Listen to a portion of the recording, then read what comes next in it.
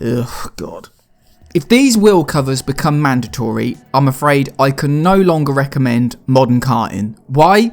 Well, apart from the embarrassment, the very essence of what makes a kart would be fundamentally lost. It's as though we've crossed the Rubicon. When I look back on my years promoting karting, I'll do so with a tinge of regret. So let me explain. I've poured my heart into karting over the years. I ran Karting 1, I've been making videos for 2 decades, I've organised events, I've tried twice to get karting at Goodwood. I've sent proposals to Red Bull, sought support from the great and good of motorsport. And looking at these images, thankfully Goodwood and Red Bull both rejected my proposals because I'm not sure I could stomach being associated with what the sport has become. I've even applied for positions at the FIA for the karting department, a futile attempt to change its direction. And yes, what a fool I have been. To be honest, I don't really want to make this video. I'd rather be doing something else, more fun, like the twin 100cc kart, but here we are, and I have to say something about what's going on. Maybe this video gets a few more views and I can end up paying for that beastly kart that I'm trying to get built. So, look, bodywork first entered karting in 1985, the year before I was born, via side pods. So we can nip in the bud the argument that this is me being purely nostalgic for karting back in my day. Well, I will admit there's a bit of that going on, but when I actually started driving in 1995, full rear width bumpers were already mandated in the UK with all the bodywork as well. So I've always been willing to accept a certain degree of compromise, though the modern Nassau panel situation is certainly pushing me close to the edge. But these wheel covers, this is my red line. This is where the kart stops being a kart and starts being something else. If I had more energy like I did when I was younger, I'd probably launch a subtle campaign to rename these machines, because frankly calling them karts feels a bit disingenuous. The funny thing is we did a April Fool's joke like 10 years ago suggesting the mandation of full wraparound bumpers, and yet here we are 10 years later and somehow these look worse than the joke, which is kind of astonishing.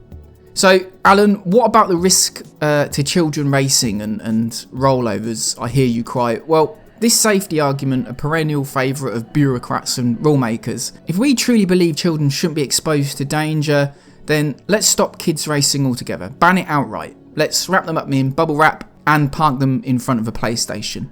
See, once you go down this road, where do you stop? It's wheel covers today, but roll cages tomorrow, or before you know it, we're racing mini cars with crash structures and harnesses. See, this is all actionable today. And, well, the logical end of that argument is not to have safer karting, but no karting at all. See, if you were to argue that these are something that's required for safety, why isn't everything else? Because we could legislate today for karts to have full crash structures, rollover bars, seat belts, the lot. So we really need to have an honest conversation about this.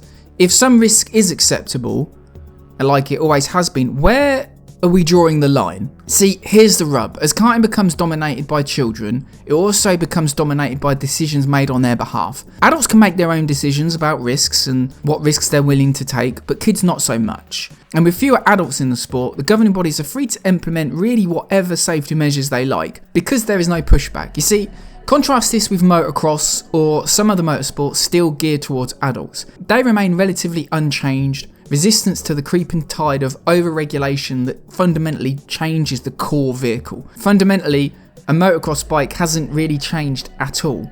Karting, meanwhile, is slowly being boiled alive in a pot of legislation, the slow creep of foot-indoor incremental change working its magic. However, if these wheel covers are introduced, I actually suspect the outcry, and there has been a lot, will actually be relatively short-lived. See, parents already invested in the sport will grumble, maybe, but ultimately will accept the extra £100 or so these will add to the cost. The next wave of more money than sense parents won't know any different. To them, this is what a kart, and maybe I'm going to stop using that term soon, is what they will see it is. The churn will continue. But here's what we won't see. The people who would have entered karting but are priced out by these incremental cost increases. That's the untold story. The invisible casualties of so-called progress. These extra additions that make karting more expensive, more time consuming and I hate to use the term, less inclusive. To put this into perspective, in the UK, a new kart, or a new Tony kart, costs around $4,500, give or take a few £100 if we include VAT. These wheel fairings will nudge the price even higher. If we go back to 1990, the good old days, you could buy a decent new kart for around £1,500, maybe about £1,800 at the top level, and that's adjusted for inflation, and I've included VAT in that. That's a tripling of costs for a new kart with no actual measurable benefit to the end user. It's still fundamentally a race vehicle. So short newcomers often buy second hand, but these costs filter down and they are absorbed either at the beginning or eventually. Ultimately, this boils down to identity for me. I know what I think a kart really is, and it's a podless, raw, naked driving machine stripped back. And to a certain extent over the years, I will accept some level of compromise. But this is a step too far.